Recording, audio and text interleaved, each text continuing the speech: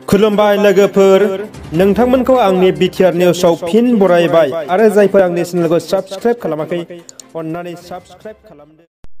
2019 नि बायदि गुरखा जिकुनु निसा बुस्थु गुरखा गान्जा जिकुनु निसा जाग्रा बुस्थुफोरखौ बोसोरसेनि थाखाय बन्द खालामनानै होबावबाय। दखानफ्राव फाननायखौ नुलाबायनानै बेफोरखौ बन्द खालामनायनि थाखाय सरकारा फोसावनानै होबावबाय बोसोरसेनि थाखाय। बाक्सा जिल्लानिफ्राय देरहानो हानाय राकेश ब्रह्मआ फैबाय थानाय बिधान सभा बिसायख'थिनि सिगां 700 किल'मिटारनिबो बांसिन गोलाव लामा बानायनानै होगोन होननानै बुंदों। गामि दानख'नाय आरो गामि सोसननायखौ 15 जानुवारिसिमल' होदोंमोन, दा बारायनानै 25 जानुवारिसिम होनानै होबाय। सोरनियाबा गामिया सोसननांगौ एबा दानख'नांगौ दंबा 25 जानुवारिनि सिगां हैनांगोन एबा 25 जानुवारियाव हैनांगोन। 25 जानुवारिनि उनाव हैबाथाय लाखिनाय नङा, 25 जानुवारिनि उनाव हैबा बेखौ नाजावनाय नङा। बेखौ हैनो थाखाय 25 जानुवारिनि सिगां हैनांगोन। दैथायहरनायनि थंआ जाबाय Ganesh Chandra Kakati, joint director of आर्थ ए.सि.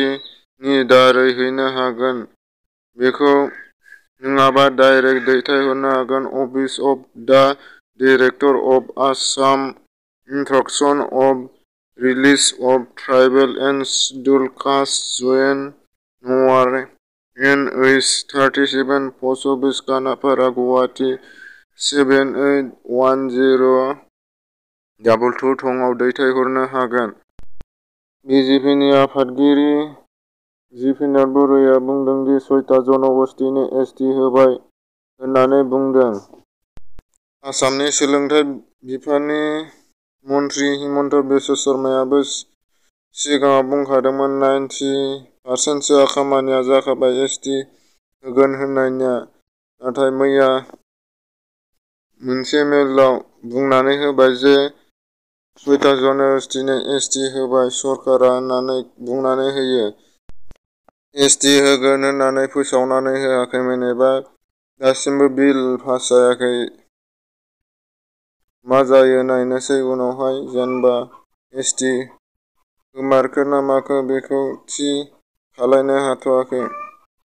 दाख्लै बावैसो चीननि आर्मिफोरखौ भारतनि आर्मिफ्रा हमनानै दोनदोंमोन आरो मैया रायलायनायनि गेजेरजों 10 बाजिसोआव चीननि आर्मिफोरखौ हगारनानै होबाय आरो गथायनानै होबाय। 10 बाजिसोआव बिसोरखौ हगारनानै होयो।